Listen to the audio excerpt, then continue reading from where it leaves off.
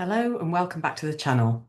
In this week's news, France's Dordogne yields the first ever radiocarbon dates for Paleolithic cave art, while a 7.2 million year old Bulgarian femur stirs debate over where bipedalism began.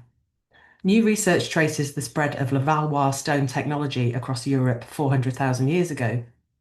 Littlefoot's face gets a revealing update, and a 280 million year old fossil captures predators mid-attack. Plus, Siberian tomb art helps date ancient rock carvings. Fingertip-sized teeth point to our earliest primate ancestor, and an unusual croc forebear may have gone from 4 legs to 2. Okay, let's dig in. In a paper published by the Russian Academy of Sciences, archaeologists studying sealed early Iron Age graves in Khakassia, southern Siberia, linked engraved stone slabs to secure burial contexts. Because the slabs were part of closed funerary complexes, their petroglyphs can now be dated by associated grave goods and architecture to roughly 8th century BC to the 2nd century CE. Scenes range from a human and dog hunting a large animal to later spirals and maze-like motifs, mirroring shifts in beliefs. This provides a reliable chronological anchor for open-air rock art across southern Siberia, solving a long-standing dating problem. Another paper in Scientific Reports describes the earliest direct evidence of terrestrial predator-prey interactions, documenting tooth marks on juvenile Diadectes bones from the early Permian of Texas around 280 million years ago.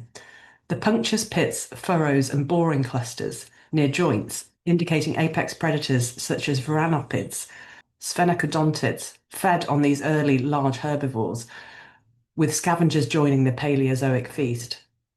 This pushes back the clear trophic evidence on land, revealing complex food webs long before the age of dinosaurs. A new study in the Journal of Vertebrate Paleontology describes a newly identified species called Sonselasuchus cedrus, discovered in Arizona's petrified forest, dating back to the late Triassic around 225 to 201 million years ago. The research suggests that this animal may have started life walking on 4 legs as a juvenile, but shifted to bipedal movement as an adult. What's especially intriguing about it is how it looked. With a toothless beak, hollow bones, and large eye sockets, it would have resembled the fast-running, ostrich-like ornithominid dinosaurs, even though it actually belonged to the crocodile lineage, not the dinosaurs.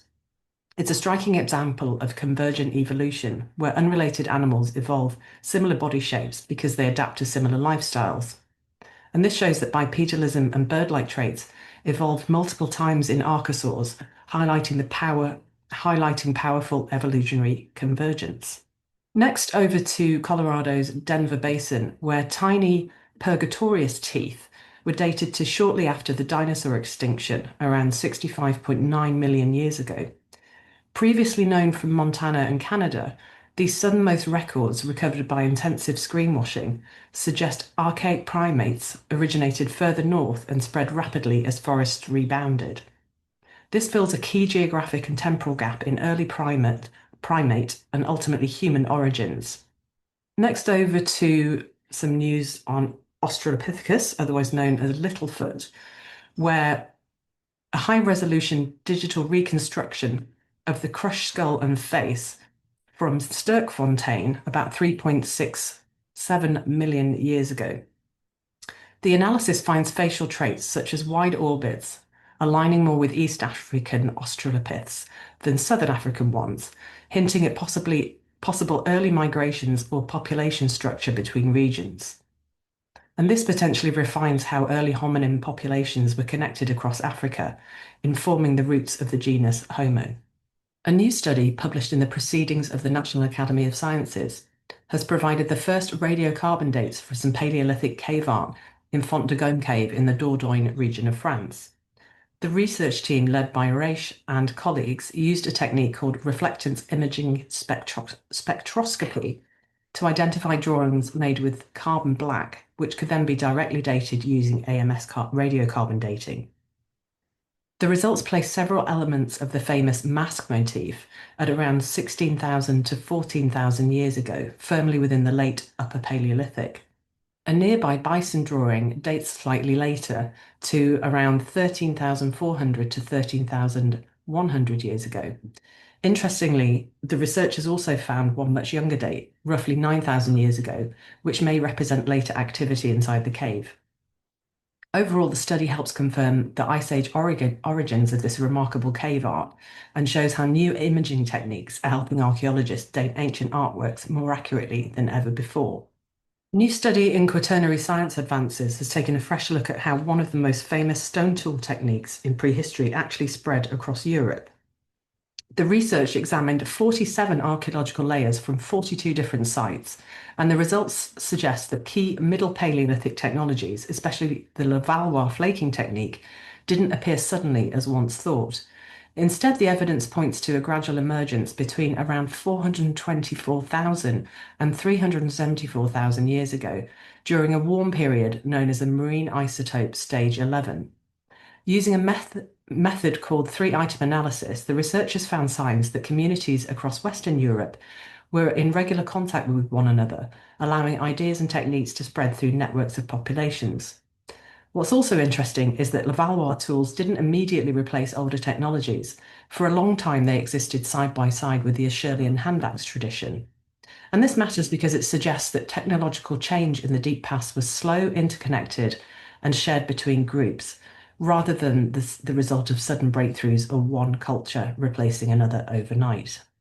Researchers from Bulgaria, Greece, Germany, and Canada proposed that a 7.2 million-year-old femur from Asmaka in Bulgaria, attributed to Grace shows bipedal features, elongated upward tilted femoral neck and gluteal muscle attachments, suggesting partial bipedalism earlier than known hominins like Auroran around 7 million years ago in Kenya.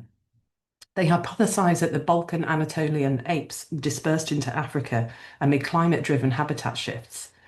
This matters because if it's upheld, it would challenge the Africa-only origin for the earliest hominins and reframe the timing and geography of bipedalism. Especially interesting when you consider one of the topics I discussed last week about some of the earliest hominin skulls being reviewed and researched in China.